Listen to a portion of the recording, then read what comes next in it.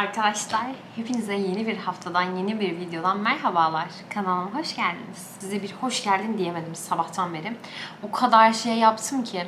Ama evde yaptım yapılacaklarımı. Böyle çok sakin ve güzel bir şekilde başlamak istedim zaten güne. Bugün pazartesi günlerden ve haftaya böyle verimli bir şekilde başlamak istedim ki gerçekten de öyle oldu. Birçok şeyi hallettim yapmak istediğim kafamdaki. Ve güne kitap okuyarak başladım. Zihnim bayağı bir açık ve berrak oldu. Bu sebepten dolayı da çok mutluyum. Bilgisayarda işlerim vardı. Onları hallettim. Edit'i bitirmeye çalıştım. Önümüzdeki haftanın editini. Bir yandan da kahve içtim.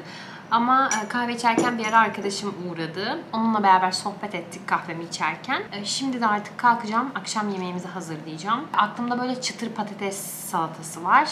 Yanına ne yapsam diye de düşünüyorum ekstradan böyle. Hani protein bir şey yapabilir miyim diye. Çıtır patates yapabilmek için patateslerimi haşladım böyle küp küp doğrayıp.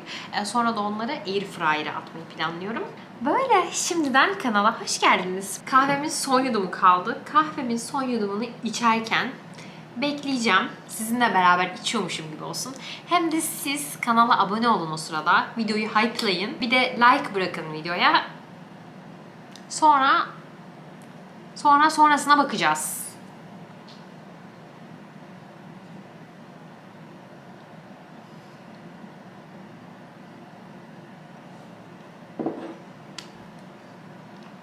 Geldim. Olmuşsunuzdur diye düşünüyorum. Şimdi yemek için kalkıyoruz. Arkadaşlar patatesler pişti. Kaynayarak pişti. Aslında haşlandı. Sonra da airfryer'a attım. Airfryer'ınız yoksa fırına atabilirsiniz. Çok sıcak elim yandı. Şimdi hemen tadına bakmak istiyorum. Ne kadar çıtır olmuş.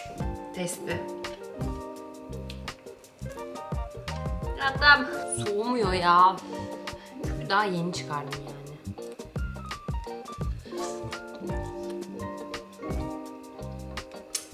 Tuzu az ama çok güzel olmuş.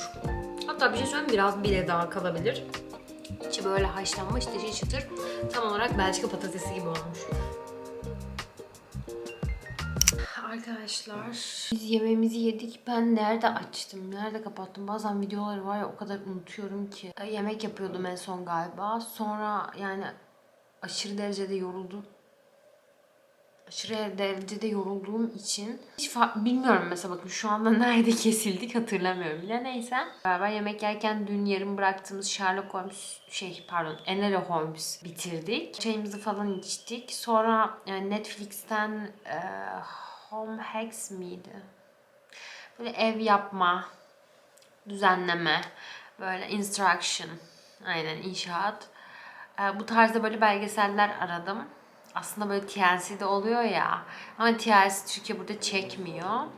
Öyle olduğu için böyle ona benzer işte ya sev ya sat tarzı böyle o hayalimdeki ev gibi bir şey izleyesim geldi benim. Netflix'ten öyle bir belgesel kısmında öyle bir program buldum aslında. 8 bölümlük bir bölümünü izledik falan. Neyse. Şimdi o oyun oynamaya geçti. Yani eşim oyun oynamaya geçti. Böyle migren gelmek üzere. Bende şey oluyor arkadaşlar. Regl migren oluyor çok. Sebebini bilmiyorum. Bunu aslında çözmek istiyorum. Ya bunu çözmek istiyorum ama maalesef yani bilmiyorum ne yapacağımı. Bunun sebebini bilen aramızda doktor olan arkadaşlarımız varsa, benimle paylaşırsa, neler yapmam gerektiğiyle alakalı çok sevinirim bizzat. Bir şeyler izlesem mi diye düşünüyordum ama böyle ekrandan biraz uzak kalmak istiyorum. Sabah okuduğum kitaba devam etmek istiyorum. Zaten sabah o kadar güzel okumuşum ki böyle bayağı yarısını devirdim kitabın. Böyle şimdi de oturup diğer yarısını devirip aslında bitirmek istiyorum. Kitabın konusu böyle ilk başta sarmadı aslında. Çünkü ben bu kitabın bir önceki versiyonunu okumuştum. Yani serinin bir önceki kitabını okumuştum. Yine çok benzer ama çok böyle aşk dolu bir kitap. Yani tam aşk dolu kısmına denk geldim aslında. Böyle onu bir okumaya başlayınca bayağı bir sardı. Okudum, ne olacak diye bayağı güzel aktı gitti aslında ama ya tabii ki çok basic, çok tahmin edilebilir bir konusu var. Sadece beni ekrandan uzaklaştırsın diye aslında okuyorum ama keyif de alıyorum bir yandan. Böyle bir kasaba dizisini okuyormuşum gibi geliyor açıkçası bana. O da hoşuma gidiyor. Şöyle çok derin psikolojik kitaplar maalesef okuyamıyorum. Çok dramalar da okuyamıyorum. Belki okursam böyle hani cinayet, aksiyon ya da böyle işte fantastik bir şeyler okuyabilirim. Şu anda böyle bu şekilde iyiyim ama kitaplığımda da var aslında birkaç kitap. Okumak istediğim böyle fantastik. Sizin de böyle önerileriniz olursa lütfen benimle paylaşın.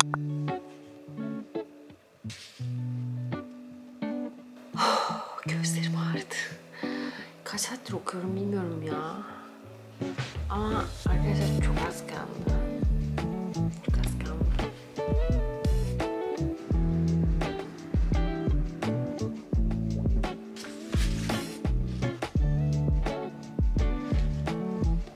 Ne? Bitti. Bitirdim. Çok yani şöyle. İlk başta okurken bu normalde serinin ikinci kitabı. İlk kitabını okumuştum. İlk kitabını böyle bir solukta okudum. Çok heyecanla başladı ve bitti. Bunda böyle ilk kısımlarında birazcık böyle ilerleyememiştim. Ama böyle 3-4-5 bölümü falan yani böyle ard arda biraz okuyup izin verince bir açtı kendini arkadaşlar. Böyle tebessümle okudum bayağı. Tahmin ettiğiniz şeyler ama böyle çok güzel yazmış. Yani çok gerçekçi yazmış. Okurken böyle gerçekten o olay oluyormuşçasına, o olaylar oluyormuşçasına böyle okudum gerçekten. Böyle güzel, keyifliydi. Tamamen bir kaçamak kitap yani. Alıp okuyabilirsiniz arkadaşlar. İnanamıyorum arkadaşlar çünkü dün şurada falandım. Şurada falandım. Yani demek ki insan isteyince bir günde kitap bitirebiliyor. Güzel. Bugün benim çok hoşuma gitti. Çünkü çok hem verimli de geçti hem de keyif aldığım şeyleri de yaptım. Aklımdaki şeyleri yaptım yani maddelediğim şeyleri. O yüzden tebrik ediyorum kendimi. Aferin kızım Nunu. Bu arada uzun zamandır böyle lotus tokamı takmıyordum. Bende bunun 3 rengi var. Böyle bugün çıkardım takayım diye aslında ama şu an başım hafiften ağrıdığı için gözlerim de hatta biraz düşüyor. Bir de bu hafif baş ağrısıyla kitabı bitirmiş, şaka mı? Neyse. Şimdi yapmayı düşünüyorum. Sullivan's Crossing. Yanlış çevirmiyorsam, yani yanlış hatırlamıyorsam dizinin adı Sullivan's Crossing. Ama şuraya böyle fotoğrafını bırakırım. Yeni bir kasaba dizisi keşfettim. Onu izliyorum. 5. ya da 6. bölümde olmam lazım. Şimdi ondan bir bölüm izlemek istiyorum. Böyle.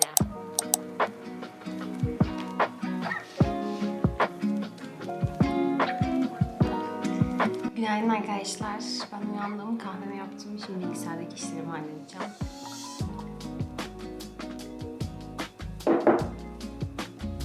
Hazırlandım ben şimdi. Arkadaşımla beraber böyle aslında Antwerpen'e gidecektik bir işimizden dolayı. Sonrasında plan değişti. Kız kıza şu anda Löwen'e gideceğiz. Uzun zamandır gerçekten arkadaşımla böyle Löwen'de sadece ikimiz takılmak istiyordum. Bugüne kısmetmiş. Şimdi çıkıyoruz.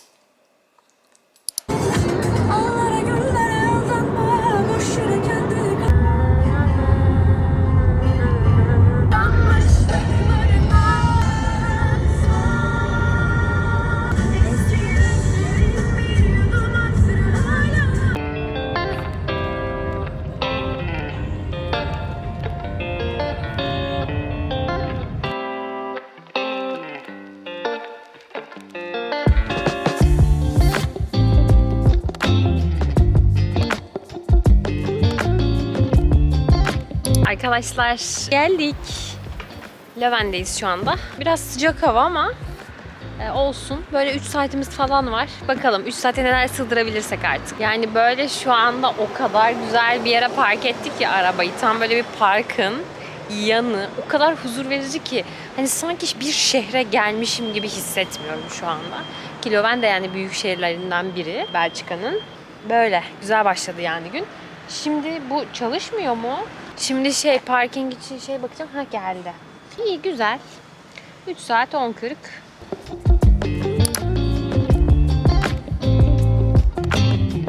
Şimdi arkadaşlar kitaya girdik. Böyle bazı şeylerde %50 indirim var. Onlara bakacağım.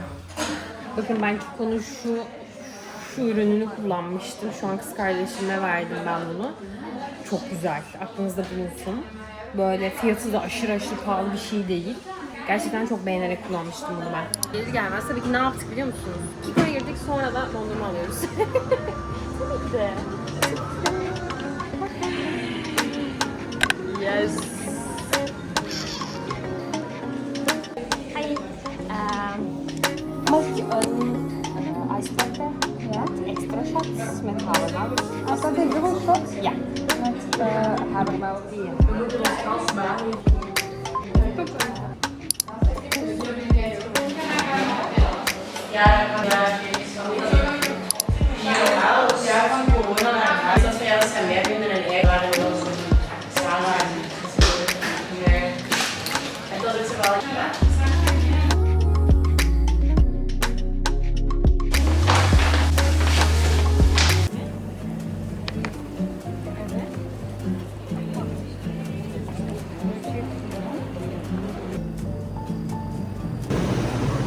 Yürüyoruz arkadaşlar. Kahvemizi içerek böyle sakince şehrin tadını çıkartıyoruz. Şehir o kadar sakin ki gerçekten çok keyif alıyoruz şu anda. Çok vaktimiz kalmadı arkadaşlar. Şimdi ben daha basılıyorum. Erborian CC kremim bitmişti, onu yazdım.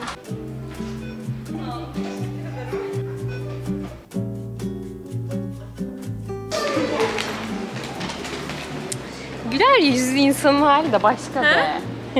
Ne? Güler yüzlü insanın hali de başka. Kesinlikle ya. Arkadaşlar böyle yolumuzun üzerindeydi. Çiğ köfte alalım dedik. Burada böyle Komagene çiğ köfte satan bir yer varmış. Şimdi aldık. Yarım saatimiz maksimum kaldı. Birkaç bir yere daha girip arabaya doğru yol alacağız diye düşünüyorum. Öyle. Güzel. Hızlıca geçti. Günaydın. Arkadaşlar. Midem çok kötü. Dün çiğ köfte yediğim için muhtemelen bir de biraz geç yedim. Yani şöyle akşam yemeğimizle beraber yedim biraz. Ama sonra bayağı geç bir saatte editi bitirdim ben. Bu haftaki YouTube videosunu bitirdim. Onu bitirirken de haliyle bayağı saat bir geç oldu artık. Hani 2-3 falan. O saatlerde böyle acıkınca evde de çiğ köfte varsa dedim ki yiyeyim. Yemez olaydım. Hem karnım çok şiş, çok kötü. Hem de midem yanıyor. O şekilde uyandım zaten. Daha böyle bir şey yapmayacağım. Ders olsun. Aslında o kadar geç uyudum ki öğlen 12.30-1'e kadar uyurum diye düşünüyordum. Uyuduğumda saat 5'ti. 7-8 saat uyuyayım diye muhtemelen öğlene kurmuştum alarmı. O saat 10.30'da uyandım. Şaka mı yapıyorum ben? Ya muhtemelen öğlen tekrar bir uyurum arkadaşlar. Hafiften bir sersemlik var kafamda ama hazır uyanmışken de uyanayım dedim. Şimdi işlerim var bilgisayarda. Onları halledeceğim. Şimdi böyle sadece size dün ne aldım onları göstereyim. Artık kuşkusuz, şüphesiz bu ürünü ne kadar sevdiğimi öğrenmiş olmanız gerekiyor diye düşünüyorum. CC Eye Cream. Benimkisi Clear. Ben bunu alırken hatırlıyor musunuz? Antwerp'ten almıştım ilk defa. Normalde CC kremini kullanıyordum ve kendime CC krem almak için almıştım. Sonra bir baktım yanlış almışım. Sonra ben bunu kullandım ve dedim ki ben nasıl bunu almam?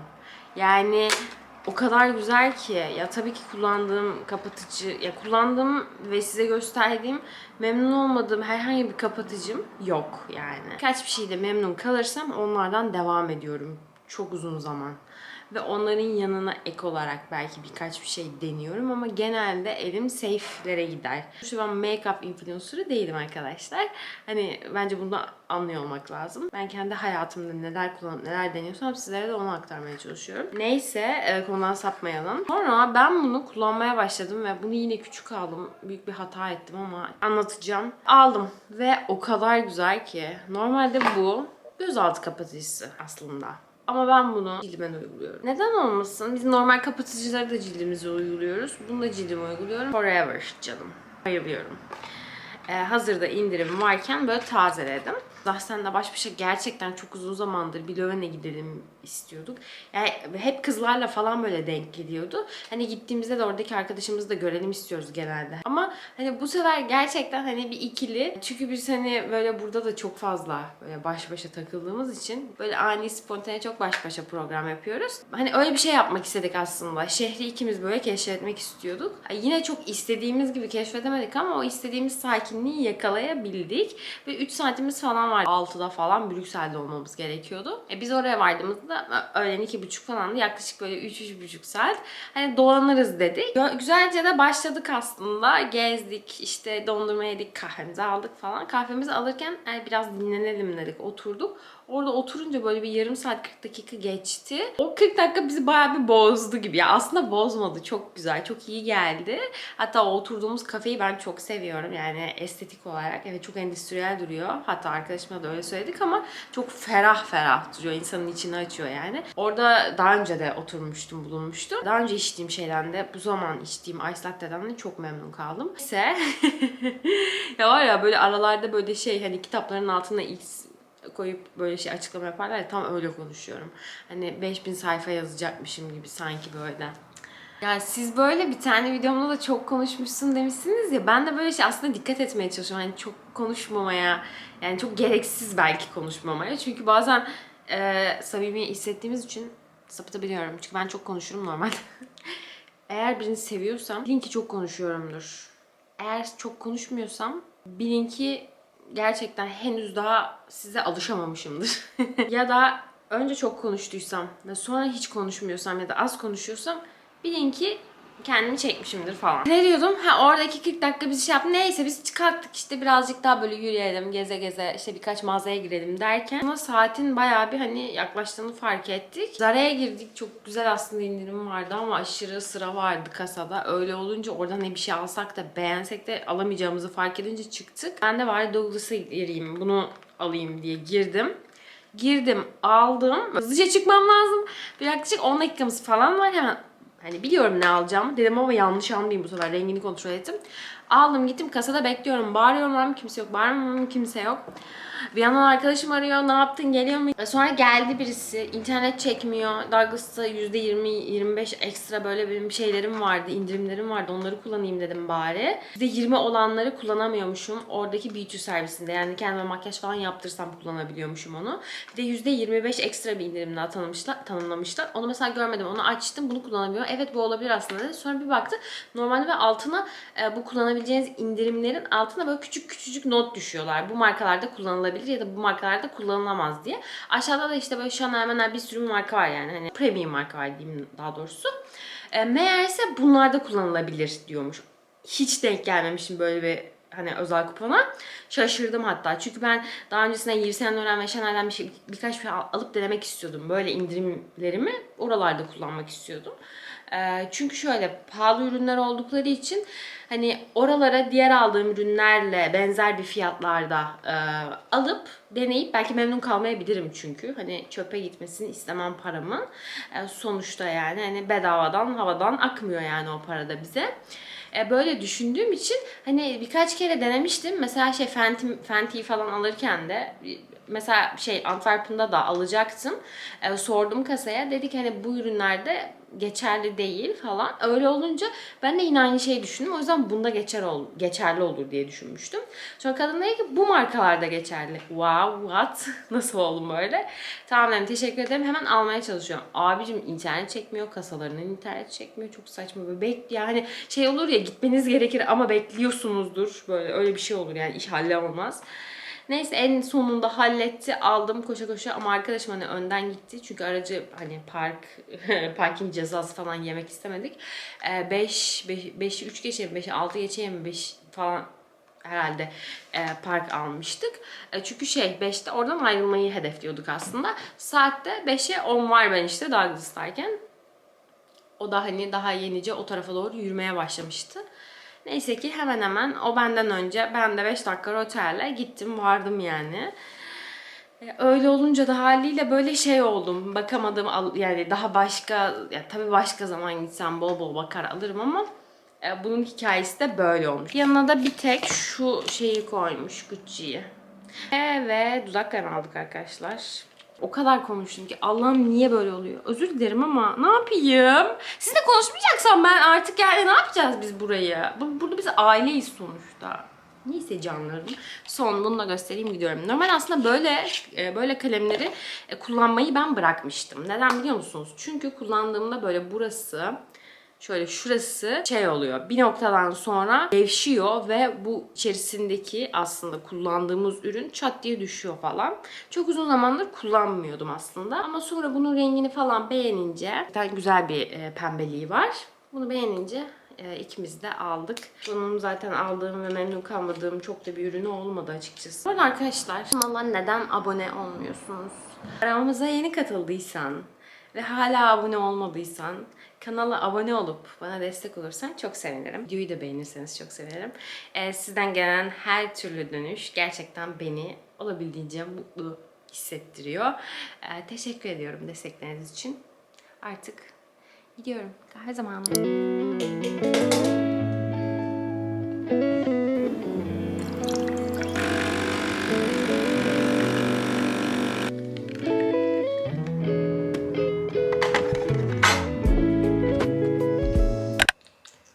Arkadaşlar, yani 5'te uyuyup 10.30'da uyandığım halde bu enerjiyi nereden buluyorum bilmiyorum şu an ama ya bir yerde uyuyakalacağım zannettim. Sonra bilgisayar işlerimi hallettim. Neyse, yapılacakları hallettim işte. Kahvaltı yaptım. Şimdi de çıkıyorum, markete gideceğim. Evet, markete gideceğim.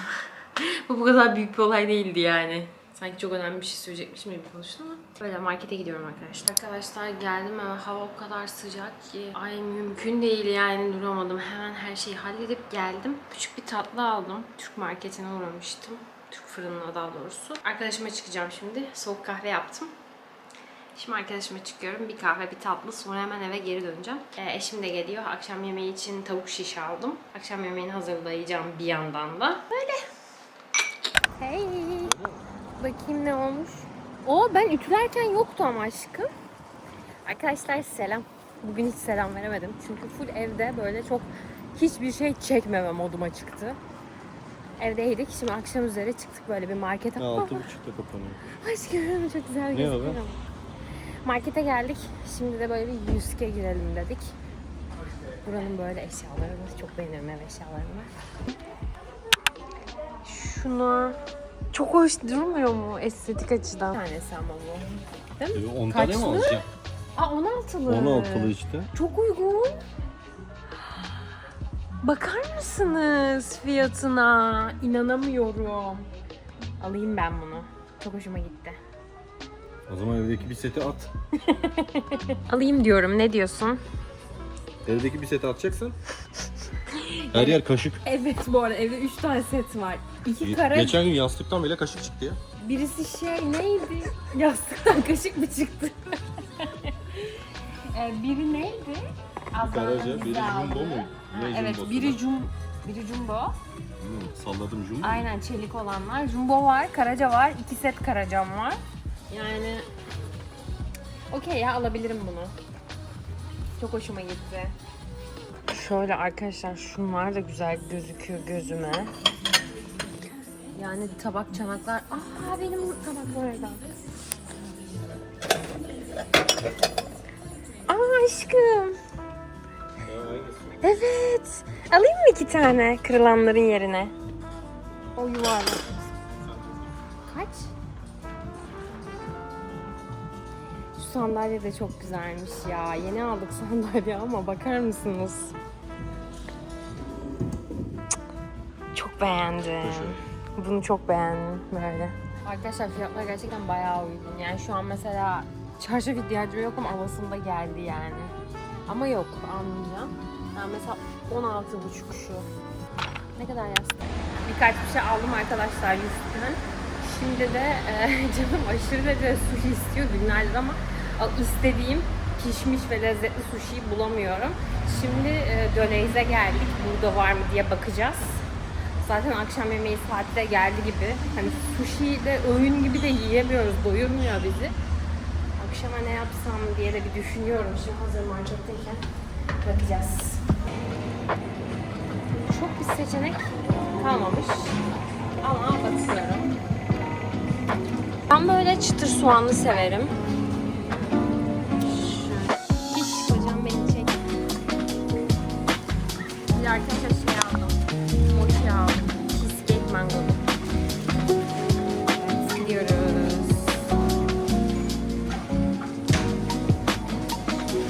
Kasadan geçelim bence. Şu anda böyle ağzım sulandı. Çok acıkmışım arkadaşlar ya, farkında olmadan. Daha doğrusu acıkmak değil de Canım çok çekiyordu bunları. Şu an böyle elimde olduklarını hissedince böyle gömülüp yemek istiyorum. Evet arkadaşlar geldik eve. O kadar acıktım ki şimdi hemen size şunları göstereyim ve biz yemek yiyelim. Şöyle askı aldım arkadaşlar. Plastik askı aldım ama artık olsun yani. Genelde böyle tahta almaya çalışıyordum ben önceden. Sonra bir o alışkanlığımdan vazgeçtim. Sonra böyle almaya devam ediyorum artık ya. Şöyle peçete aldım. Böyle desenleri çok hoşuma gitti. Bir tane kendime aldım. Bir tane de bir arkadaşım var. Çok seviyor böyle desenleri. Eğer olur da yakın zamanda görüşürsek ona böyle hediye ederim diye. Böyle bunu aldım. Lavanta kokusu alacaktım ama Emre'nin lavanta kokusu sevmediğini hatırlayınca şöyle vanilyalı mumlar aldım. Salata, işte ortaya herhangi bir şey koyduğum zaman böyle bunlar çok iyi oluyor. Evde var aslında birkaç seri ama böyle bunlardan aldım. Bu arada o diğer kaşık çatal setini almadım. Yani fiyatına aldanıp alacaktım. Gerçekten çok uygundu ve çok da beğeniyorum aslında o modelleri. Ama evde gerçekten hani çeşit çeşit kaşık çatal setim var. Hani çelik var, tahta var, siyah var. Yani almak biraz mantıksız olacak diye almadım arkadaşlar ama böyle servis aldım. Yüzkün son zamanlarda viral olan birkaç böyle bak çanağı var. De bir tane kalmıştı ve aldım. Ve rengi de bence çok güzel. Böyle bunun içerisinde granola falan şahane durur. Yoğurt, beyaz, işte renkli meyveler falan. Böyle bunu aldım arkadaşlar. Sordum bu bir tane mi diye. Yani evet şu anda bunlar kaldı ama gelecek daha dedi. Bakalım umarım gelir. Ayrıca uzun zamandır ben Zara Home'dan almıştım. 2022'de falan. Zara Home'dan aldığım bu tabakları yıllardır kullanıyorum. Ve yani arada kırılanlar olduğu için hani tekrardan aldım çünkü çok memnunum arkadaşlar. Her şey için kullanılıyor. Hani cacık olur, yemek olur, meze olur ya da işte çerez olur, cips olur. Herhangi bir şey aklınıza gelecek herhangi bir şey için gerçekten çok kullanışlı ve bence estetik gözüküyorlar.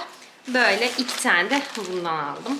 100 alışverişim bu kadardı. Şimdi biz yemek yiyeceğiz ve yanında da bir Kore dizisi izleyeceğiz. Beni mi bekliyorsun? Evet. Şu tiple. Aha, yaşasın, yaşasın. Arkadaşlar size bu videoda son zamanlarda memnun kaldıklarımla alakalı böyle bir şey ekleyeceğim diye söylemiştim, söz vermiştim. Sonra bu videoyu editlerken şu anda aslında ben bir sonraki haftadan sesleniyorum size. Aslında hiçbir şey söylemediğimi ve göstermediğimi fark ettim ve dedim ki okey ben şimdi çekeyim ve bunu geçen haftaya ekleyeyim edit yaparken. Kahvemi içiyorum. Spora çıkacağım aslında. Spora çıkmadan önce de dedim ki size tabii ki de şu parasının sonuna kadar hak eden ürünler ya da işte memnun kaldıklarım, kalmadıklarım onlarla alakalı böyle minik bir şey çekeyim istiyorum. Şu an arkadaşlar dudağımda bir dudak kalemi var. Yani çerçeve kısmına kullandığım dudak kalemi. Bunu Kiko'dan aldım biliyorsunuz Löwen'deyken. Bu kadar güzel bir dudak kalemiyle daha önce hiç karşılaşmamıştım. Bakın MAC falan da kullandım ama yani bu dudak kalemine gerçekten vuruldum. Sürüyorum ve çok uzun saatler asla çıkmıyor. Yemek yesem bile çıkmıyor arkadaşlar. Ve tonunu da çok beğendim. Bundan gerçekten çok memnunum. Şöyle size göstereyim. Seriye olur da denk gelirseniz bir göz atın derim. Eğer rengi de size uyuyorsa bundan aşırı memnunum son zamanlarda. Son zamanlarda memnun olmadığım bir üründen daha bahsetmek istiyorum. Hep de memnun kaldıklarımızdan bahsetmeyeceğim tabii ki.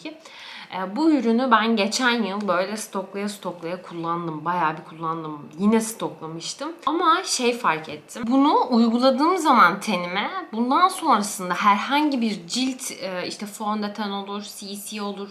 Herhangi bir cilt eşitleyen, renk eşitleme ürünü kullandığım zaman böyle kalkıyor arkadaşlar. Böyle pütür pütür oluyor. Sanki hani derim kalkıyormuş gibi ürün cildimde kalmıyor ve çok dikkat ediyorum. Yani mesela sürüyorum mesela gerçekten emilmesini de bekliyorum. Hani dedim acaba emilmesini beklemeden mi sürüyorum? Hani o yüzden mi parlanıyor falan. Ama yok arkadaşlar yani bunu kullandığım zaman genelde bundan sonrasında herhangi bir işte cilt eşitleme yani ton eşitleme ürünü maalesef ki kullanamıyorum.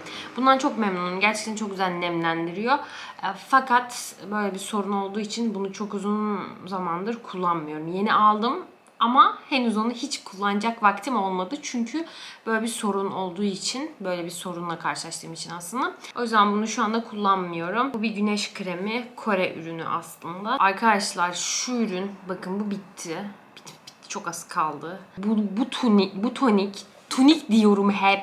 Bu tonik kullandığım en iyi toniklerden biriydi arkadaşlar. Şu anda stok tazelemeyeceğim. Çünkü Rode'dan bir milk tonik almıştım. Onu kullanıyorum şu anda ama bunu da almayı düşünüyorsanız, aklınızda varsa bence alın. Gerçekten nemlendirmesi, cilde verdiği ferahlık falan çok güzeldi. Ya bazen bunu kullandıktan sonra böyle krem sürmeme bile ihtiyaç duymadım gerçekten. Tabii bu ciltten cilde göre değişir ama bu çok memnun kaldığım toniklerden birisi oldu. Şöyle, bu da Kore ürünü arkadaşlar. Bir diğer memnun kaldığım ürün şu an, ya zaten yanaklarımda da var. Yani bunsuz. Ya bunsuz benim makyajdan sayılmıyor arkadaşlar. Şu ürün. Parasını sonuna kadar hak eden bir ürün olduğunu düşünüyorum.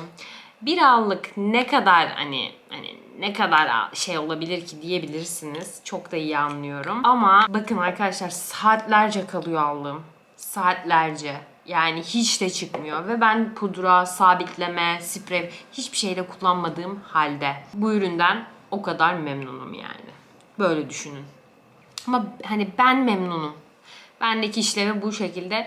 Yani sizde ne olur ne biter bilemiyorum ama bu deneyim biraz kişisel bir deneyim de olduğu için, bana da sorduğunuz için ben de böyle benim memnun kaldığım şekilde sizlerle paylaşmaya çalışıyorum. Bu bitik olan. Bu kaçıncı kutu bilmiyorum.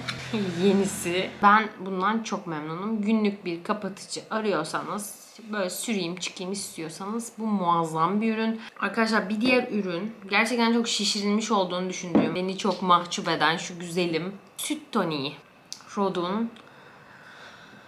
Çok memnunum bundan da. Bu da aynı bunun gibi çok memnun olduğum toniklerden bir tanesi. Bunu uyguladıktan sonra üzerine bazen nemlendirici uygulamama gerek bile kalmıyor. Direkt güneş kremimi uygulayıp işte cildime CC kullanıp çıkıyorum mesela evden. Böyle de bir ürün. Ya zaten bence hani biz sosyal medyadan, sosyal medya yüzünden ya da sosyal medya sayesinde, artık her ne dersek, sanki biz çok fazla ürün kullanırsak her şey çok daha iyi, etkili oluyormuş gibi geliyor ya bize.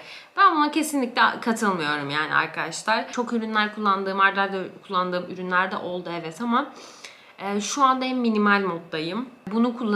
Bunu kullandıktan sonra güneş kremi ve CC'mi sürüyorum. Mesela bugün öyle yaptım.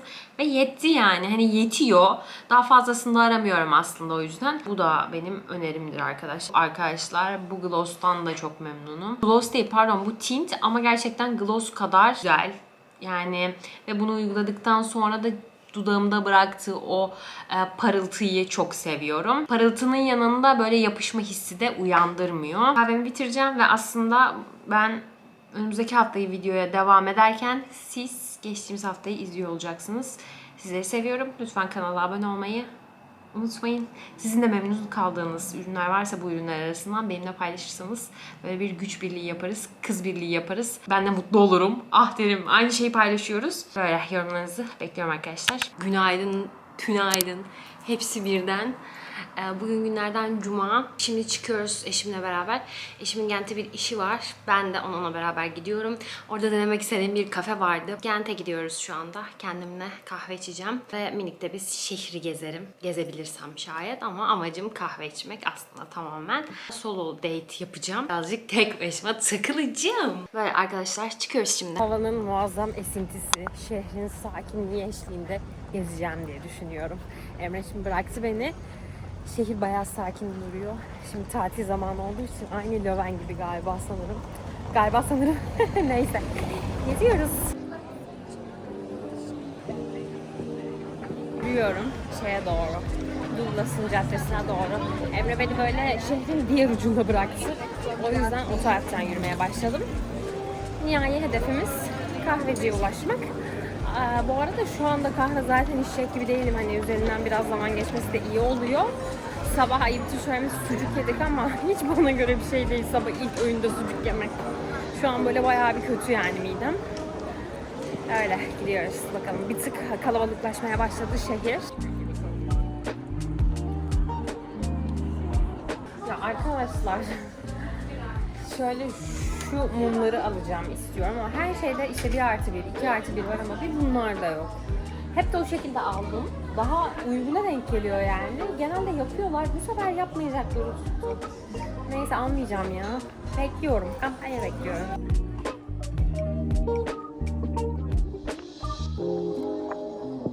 Şimdi arkadaşlar buraya gelmişken İtalyan kahvecisi var burada. Oradan kahve alacağım. Evdeki kahve zaten bitmek üzereydi. Almayı unutmuşum geçen gün. Çok iyi denk geldi. Şimdi kahvemi alacağım.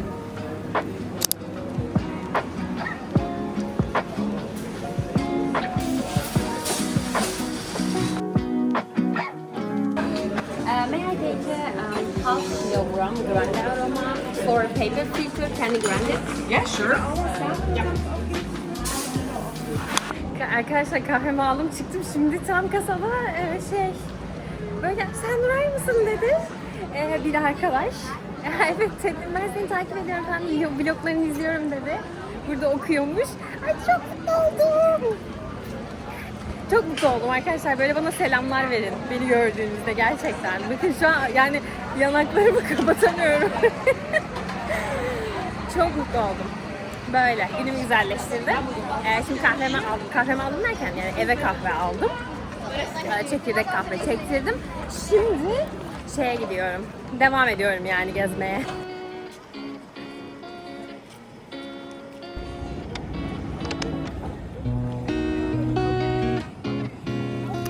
Arkadaşlar gezmeyi bitirdim. Şimdi kahvemi içmeye geçiyorum.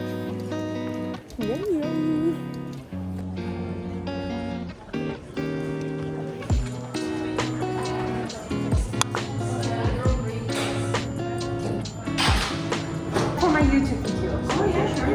Okay. When I order. Yeah. May I get one iced latte with extra shots and with power? For here, but may I take it with plastic cup?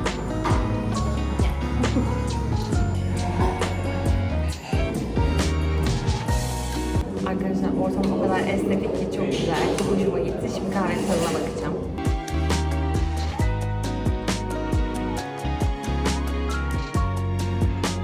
Çok beğendim burayı ya. Tam böyle benim sevdiğim cool'lukta bir kafe. Verdiği enerjiyi çok sevdim. Sadece size şey demek istiyorum. Kendinize yapabileceğiniz en güzel yatırım, kendinizle aranızdaki bağı kuvvetlendirmek. Ve hiç kimseniz olmasa dahi kendinizle vakit geçirmeyi bilebilmek. Çünkü mesela şu anda ben eşimle gelmiştim buraya. Ondan ayrıldım ve burada tek başıma. Yani bir arkadaşıma yazdım. Arkadaşımla belki de görüşürüz diye. Onunla da bayağıdır görüşmedik ama onlarla zaten yarın görüşeceğimiz için şu an kimseyle görüşmedim. Yani görüşemedim. Kimse bana evet demedi. Ve kendimle kaldım yani. Ve zaten kendimle kalmayı niyetlenerek bu yola çıkmıştım ama yani size demek istediğimiz şey şu: kendinizle aranız ne kadar iyi ve güzel olursa, ne olursa olsun, yanınızda kim olursa olsun ya da size ne söylerlerse söylesinler, buradan girer, buradan çıkar. Gerçekten bunu bizzatihi deneyimledim.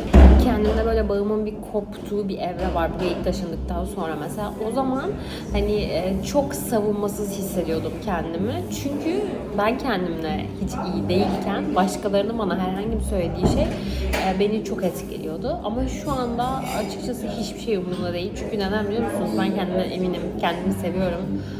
Böyle. Bunu böyle söylemek istedim şimdi size. Şu kadarcık kahvem kaldı. Normalde plastik bardakta istemişim ama plastik bardakları kalmamış. Çünkü Emre de yolda geliyor. Hani yarım kalmasın kahvem diye alıp çıkacaktım aslında. Bakalım, karton bardağa döktüreceğim galiba. Soğuk kahveyi de karton bardakta içmek hiç sevmem ama olsun. Bu da bugünün böyle kısa günün kârı oldu. Kendimle çok güzel Gent'te gezdim. Birkaç bir şey aldım hatta. Çok güzel şeylere nasiplendim yani bugün burada Gent'ten. Neyse, böyle. Sizleri seviyorum. Kanala abone değilseniz lütfen kanalıma abone olun. Maalesef olursunuz.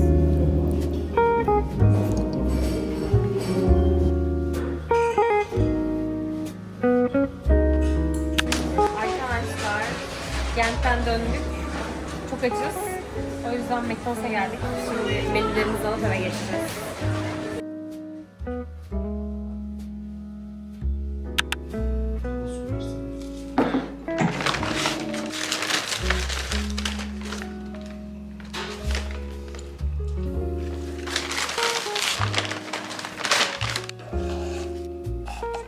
Arkada da dün başladığımız dizi açık. Agent Kim Reactivated diye bir dizi açtı Emre bana. Bayağı popüler dedi. Kore dizisi.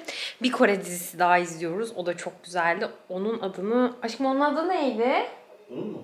Hadi diğerinin. Neyse arkadaşlar ismini bulamadık ama buraya onun da görselini, şu anda izlediğimizin de görselini eklerim. Beğendik, severek izliyoruz. Eğer böyle uzak doğuya merakınız varsa, yani konu tabii ki de böyle... Teach you a lesson. Ha, Teach You a Lesson. Heh, buldu Emre. İzliyoruz. Kore dizilerini son zamanlarda çok seviyoruz. Ben lisedeyken zaten çok severek izlerdim. Bu da Agent Kim Reactivated. Aynen bunu söyledim. Böyle arkadaşlar. Şimdi yemeğimizin eşliğinde dizimizi izleyeceğiz. Arkadaşlar selamlar. Güzel bir pazar gününden hepinize merhabalar. Dün o kadar böyle hızlı, karışık, dolu dolu bir gündü ki. Ne oldu? Dün akşam arkadaşlar bize geldi, böyle çok güzel bir sofra kurduk, yemek yedik. İşte sohbetler ettik, sonra çay içtik, sonra kahve, bayağı böyle gecenin belli bir saatlerine kadar beraberce vakit geçirdik. O yüzden de açıkçası böyle sosyal medyayı ve sizleri azıcık unutmuş olabilirim. Özür dilerim yani. Hava çok sıcak, aslında pek de bir şey yiyesimiz yoktu ama yedik. Diğer arkadaşlarımızla beraber akşam yemeği için başka arkadaşlara davetliyiz. Ama onlar böyle bizim oturduğumuz yerden böyle bir 2 saatlik mesafede oturdukları için hemen hemen yavaştan hazırlandık. Çıkacağız. Yanıma böyle soğuk bir kahve yaptım. Yolda dedim kahvemi yolda içerim. Öyle yani. Bu arada bu makyajımı yaparken video çektim Instagram'a. Şu anda gerçekten o kadar memnunum ki şu aldığım dudak kaleminden. Göstermiştim Kiko'dan aldığım dudak kalemi. Yani sanırım kalıcı özelliği var. Bilmiyorum, bakmadım, araştırmadım ama çok güzel. Gloss olarak da Rode'un tintini sürdüm ve böyle duruyor. Bu şekilde. Çok güzel değil mi?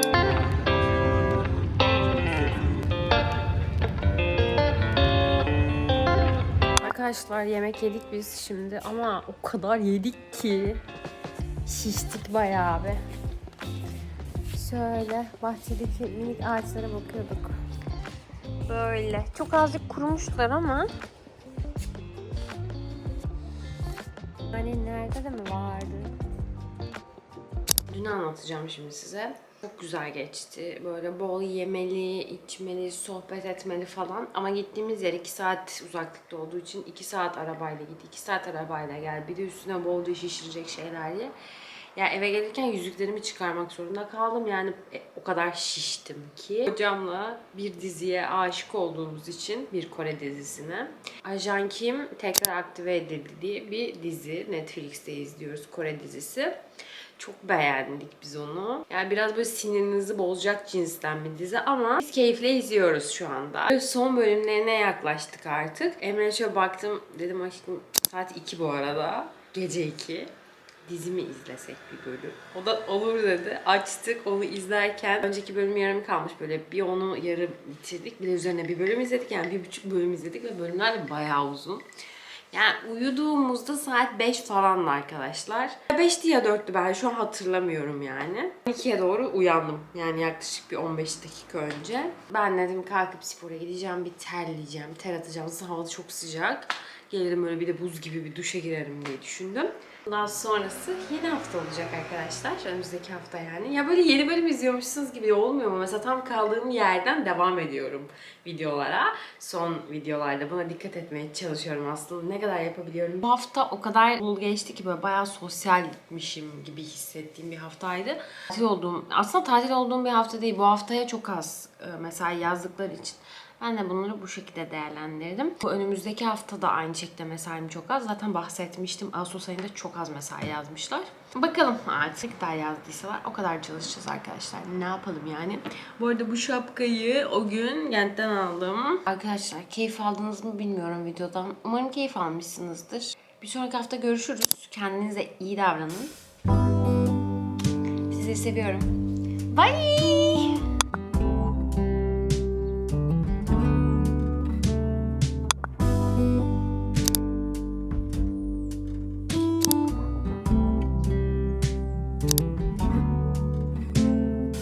Open air, side by side we sway there in all the colors.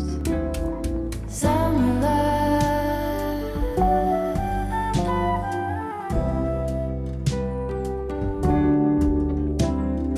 lonesome dove, full